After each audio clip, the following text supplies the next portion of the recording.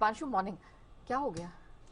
ठीक है, नॉर्मल है थोड़ा। डॉलर इंडेक्स तो ऊपर आ गया, डॉलर की रिकवरी आती है। वैसे अगर आप देखें तो कुछ ऐसा बड़ी खराब चीज नहीं आई है। डेटा को स्टडी कैसे किया? डेटा के हिसाब से देखें तो डेटा तो बहुत ही बढ़िया आपको आते हुए दिखा है, बट वही बाजार की मूड यही होता है, कभी अच्छे डेटे पर अच्छा रिएक्शन देता है, कभी अच्छे डेटा पर खराब रिएक्शन देता है। तो इस बार थोड़ा खराब रिएक्शन दिखा है। आप कह सकते हैं कि बाजार ने तो नॉर्मल रिएक्शन दिया है, बट बाजार के बाहर जैसे आप बता रही थी डॉलर इंडेक्स का रिएक्शन काफी शार्प रहा है, जिसकी वजह से कमोडिटी बाजार में उठापटक रही है। हुआ क्या एक्चुअली मैं आपको ये बता देता हूं। शुक्रवार को अगर आप देखेंगे तो अमेरिकी बाजार बिल्कुल वैसे ही बंद हुए जैसा फ्यूचर्स इंडिकेट कर रहे थे। तो जब हमारे बाजार बंद हो रहे थे तो फ्यूचर्स में आपको वीकनेस दिख रही थी। नास्डैक फ्यूचर्स में ज्यादा गिरावट दिख रही थी क्योंकि तीन दिग्गज कंपनीज के नतीजे भी उतने खास नहीं आए थे। तो उसके हिसाब से देखें तो 1.5% नास्डैक फ्यूचर्स गिरे हैं, करीब 125 अंक डाउ गिरा है। ये ऑन एक्सपेक्टेड लाइन ही था, एक तरह से मुनाफा वसूली ही मानी जाएगी। बट हाँ, इसके पीछे 2-3 फैक्टर्स थे जो जरूर आपके सामने आते हुए देखें। एक तो बॉन्ड यील्ड 3.5% के पार आपको उछलती हुई दिखी, और वो इसलिए है क्योंकि जनवरी महीने का जो जॉब्स डेटा आया है वो शानदार से भी बहुत ही बढ़िया माना जाएगा।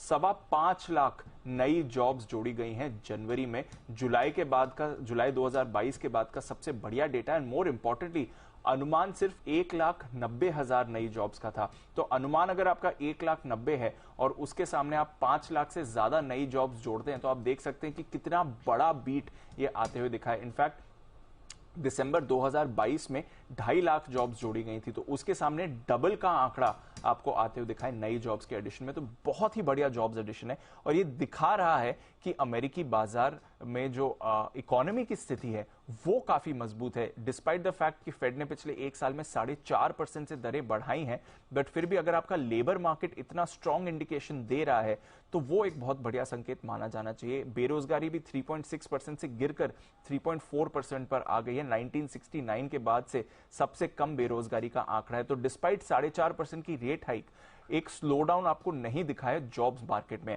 अब वैसे तो अच्छा इसे संकेत माना जाना चाहिए, क्योंकि ऑब्वियसली ये दर्शा रहा है कि इकोनॉमी की जो अंडरलाइंग स्ट्रेंथ है वो इतनी स्ट्रांग है। इतने बड़े रेट हाइक्स के बाद भी वहां पर कोई असर नहीं पड़ रहा है, बट बाजार इसे नेगेटिव भी ले रहा है, क्योंकि फिर यही मतलब हुआ कि फेड फिलहाल रेट्स बढ़ाने की प्रक्रिया कम नहीं कर सकता है। पिछले हफ्ते 1/4% से दरें बढ़ाई थी। एक इंडिकेशन आया था कि इन्फ्लेशन कम होते हुए फेड को दिख रहा है, बट उसके बावजूद जो बाजार में एक आशा बनी थी कि फेड अब स्लो डाउन करेगा या फिर रेट हाइक्स खत्म हो चुकी हैं, वो इस डेटा के बाद वो आशा थोड़ी कम हो गई है। तो इसकी वजह से हमने देखा कि बाजार में थोड़ा और स्ट्रांग रिएक्शन आया था, और ऑफ कोर्स जो बॉन्ड यील्ड में उछाल आया है। नॉनदलेस ये साल अब तक अमेरिकी बाजारों के लिए अच्छा रहा है। पिछला हफ्ता भी अच्छा था, डाउ में मामूली गिरावट थी, बट S&P 500 1.5% ऊपर, और एक बार फिर से नैस्डैक की आउट परफॉर्मेंस रही, जहां 3.25% की बढ़त आपने नैस्डैक में देखी है। तो अदरवाइज बाजार का मूड माहौल तो ठीक ही बना हुआ है।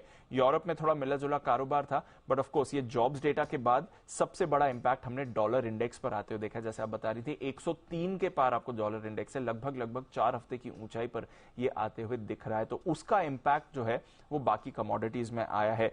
कच्चा तेल 8% की गिरावट अपने पिछले हफ्ते देखिए, वापस 80 के नीचे आ गया। एक तरह से हमारे लिए तो राहत की ही बात है। नेचुरल गैस पिछले हफ्ते 21% गिरा है। सोने में भी, हालांकि हमारे बाजारों में लगातार रिकॉर्ड हाई बना रहा है, पिछले हफ्ते भी बनाया था, बट वहां से फिर हमने देखा कि 3% की वीकली गिरावट रही। लंबे समय बाद आपने सोने में इतनी बड़ी गिरावट आती हुई देखिए, 3 हफ्ते के निचले स्तर पर है। कॉपर 9,000 के नीचे आ गया। तो ओवरऑल कमोडिटी बाजार में ज्यादा इंपैक्ट आया है डॉलर इंडेक्स के बढ़ने का, और डॉलर इंडेक्स बढ़ा है क्योंकि अमेरिकी जॉब्स डेटा बहुत ही शानदार रहा। इस हफ्ते की बात करें तो ऑफकोर्स हमारे लिए एमपीसी की बैठक और आरबीआई पॉलिसी है, बट ग्लोबल इवेंट पर अगर आप बात करें तो कल जेरोम पावल साहब बात करने वाले हैं, एक प्राइवेट इवेंट में बात करेंगे। तो इस जॉब्स डेटा के बाद उनकी कमेंट्री कैसी रहती है रेट हाइक्स को लेकर, ये काफी इंपॉर्टेंट रहने वाली है। S&P 500 की लगभग 90 कंपनीज के नतीजे आएंगे, जिसमें डिज्नी, पेप्सी, उबर जैसी कंपनीज भी शामिल हैं, तो वहां पर रखेंगे नजर। और यूके का जीडीपी डेटा आएगा। तो उतना इवेंट पैक्ट हफ्ता नहीं है, बट कल फेड चेयरमैन की जो कमेंट्री है वो काफी इंपॉर्टेंट हो सकती है। चलिए, तो बाजार रखेगा इन तमाम ट्रिगर्स और संकेतों पर नजर। शुक्रिया दीपू, पूरी डिटेल्स दर्शकों के सामने रखने